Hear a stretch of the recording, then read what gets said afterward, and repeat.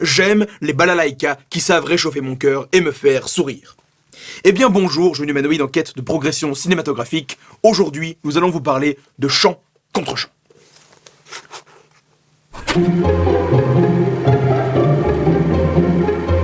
Alors, un chant contre chant, qu'est-ce que c'est? Eh bien, je vais vous le dire. Docteur Pratique? Quoi? Vous venez d'assister à un chant contre chant magie du cinéma. Non mais tu voulais quoi? Mais Pratique, j'illustre là. Ce procédé consiste simplement à filmer une scène sous deux angles opposés, le chant et le contre-chant. C'est très utilisé pour filmer des dialogues. Mais attention, lorsque vous faites un chant contre chant entre deux personnages, vous devez absolument tracer une ligne qui s'appelle la ligne des 180 degrés ou l'axe. Vous ne pouvez absolument pas la franchir. Un peu comme le mur de Berlin. Quoique maintenant, ça va mieux. Bien que les Alliés aient quand même combattu l'axe. Le mur de Berlin. Oui. Pratique, explique un peu là, parce que bon, moi je m'embrouille un petit peu là. Il faut que je lise quelque chose. Voilà, ça. Donc pour faire simple, quand vous filmez un chant contre chant, imaginez une droite passant par les deux personnages. Vous devez choisir un côté et vous y tenir. Si vous placez la caméra ici, le personnage regardera sur la droite. Donc il faut rester de ce côté-là. En plaçant la caméra là, l'autre personnage regardera à gauche, c'est parfait. Les deux se regardent. Alors si vous enfreignez cette règle et que vous passez de l'autre côté, le deuxième personnage regardera dans le même sens que le premier, ce qui donnera l'impression désagréable qu'ils se regardent pas vraiment, alors que pourtant, dans les faits, ils se regardent. Prenons un exemple. Le professeur Théorie et moi. Nos deux regards se répondent. C'est parfait, on se regarde. Et c'est un cas particulier parce que n'étant pas dans la même pièce, nous ne pouvons pas vraiment nous regarder pendant le tournage.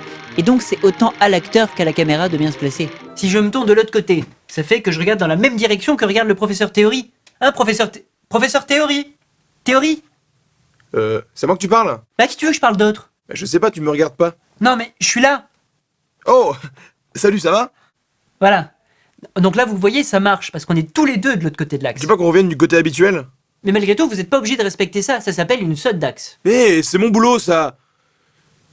Une saute d'axe est perturbante pour l'œil. Le spectateur ne le comprendra peut-être pas, mais elle permet d'instaurer un malaise entre deux personnages. Tu m'écoutes jamais, tu fais que m'interrompre. Cela donnera l'impression que les deux personnages n'osent pas se regarder.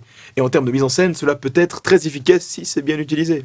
Et puis si vous avez pas envie de faire de saute d'axe, il y a quand même une solution, c'est... Qu'est-ce que j'ai dit?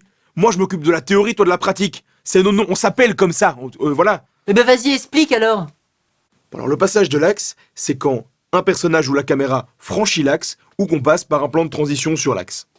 Et donc en pratique ça donne quoi tout ça? Eh bien c'est soit la caméra qui se déplace et qui passe l'axe pendant un plan, soit c'est les personnages qui se déplacent de façon à faire changer l'axe de sens, soit vous faites un plan qui passe sur l'axe, puis seulement vous pouvez aller de l'autre côté.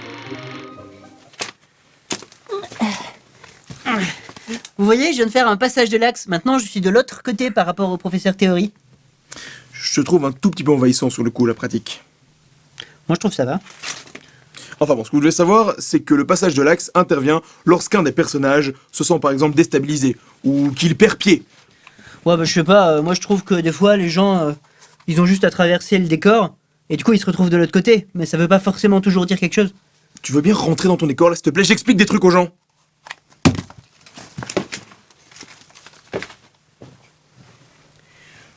Je viens de déstabiliser le docteur pratique et voyez ce qu'il vient de faire, il vient de passer l'axe. Ah, ça vous saute aux yeux, le langage du cinéma. On peut remarquer qu'il a perdu son repère et que l'axe est comme un repère. Enfin bon, vous en savez maintenant plus sur les chants contre chants. Alors, je suis toujours un petit peu pris au dépourvu, je n'ai pas eu le temps de vous préparer de nouveau un véritable film, avoir une séquence analysée, mais toutefois vous pouvez consulter un excellent film suédois.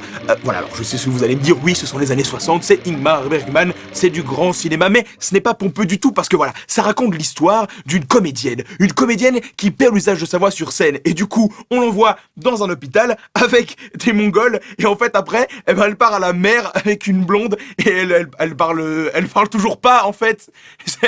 Et là-dedans, il y a une saute d'axe. Ça m'a ému, moi, ce film. Enfin bref, cher public, n'oubliez pas, regardez des livres, lisez des films, et surtout, vive le cinéma!